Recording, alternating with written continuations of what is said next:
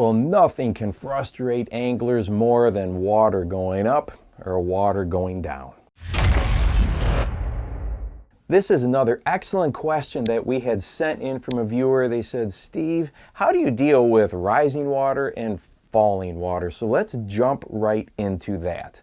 The first thing that I always do when I'm on a body of water and I'm dealing with those types of situations, water going up or water going down, is I try to figure out where that original shoreline is, or the first major depth change. And by the first major depth change, it doesn't have to be something dumping off into a creek channel. It could be a flat coming off a shoreline that's 2 foot and all of a sudden it's 4 foot. That would be a first major depth change. And I keep those in mind because those are going to be my reference points for dealing with these two types of water situations. First, let's go ahead and start off with rising water. This can be really frustrating for anglers. You've had some rain for a while, and all of a sudden your lake or river system could be hundreds, if not thousands of extra acres of water to try to deal with. When that water comes up, those bass are going to come up and they like to spread out. You've got all kinds of new terrestrials, those things that, sunfish and baitfish are going to come up and feed on. And when they come up, the predators are going to come up and follow them. Well, if that water comes up and spreads out, it is so hard to locate them. I remember fishing an event on Beaver Lake in Arkansas where I'm asking myself, I'm in the front of the boat deck, am I going to go ahead and pitch a jig to the swing set or pitch a jig to the gas grill? It was so difficult. Well, between that event and then one that I had fished on Truman Lake, I learned something, especially by watching and observing anglers that had fished these types of situations for many more years than I had. From that point forward, when the water's really coming up, I try to find the steepest bank possible. And that could be a bluff bank, that could be a 45-degree shoreline, it could be a railroad embankment, it could be something as simple as a seawall. Any of those vertical structure cover type of situations, that's where I'm going to go. The bass can go up or down and find a comfortable zone easily without traveling that far horizontally. And for me personally, that's the ticket. I can go up and down with them. I just don't want to be chasing them hundreds of yards horizontally.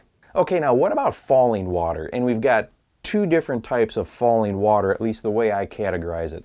One is when you have a reservoir situation and those dam operators are pulling a ton of water, and then you have a situation where the floods have receded, or maybe you're even going into a drought and the water is falling. So first, if the dam operators are really pulling water, that's where I'm coming out to main lake areas, main lake points, main lake channel swings.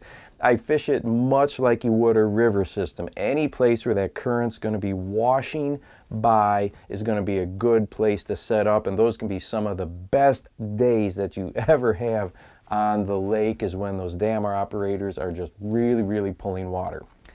Now let's talk about falling water because of drought, lack of rain, those types of situations. That's going to be a little bit slower. That water is not going to be, disappearing as quickly. But as soon as those bass sense, or those predators sense that, whoa, their home is getting a little bit shorter, they're going to go out to that first major depth change or to the original shoreline. Think about if you're sitting in your house, the roof's gone. The second floor is gone. All of a sudden the ceiling's gone. What are you going to do? You're going to start to get lower, right? Well, they do the exact same thing. So I'm first checking that original shoreline. That's where I am going to go ahead and start, or that first major depth change. Now, if we're getting some extreme water situations where that water is really coming down and maybe the original shoreline is exposed, it's 30 yards up in front of you because the water is that low, once again, that is where I'm going to try to find the steepest shoreline, the steepest bank that I can, and really focus on that. The fish going up and down, but they don't go out horizontally too terribly far. It has worked really well for me in the past. And hey, if you would like to watch a video on how to fish cold, muddy water, check this one out right here. And don't forget to go out and encourage someone today. You never know how you might just change their life. For the Bass Fishing Life, I'm your host, Steve Rogers.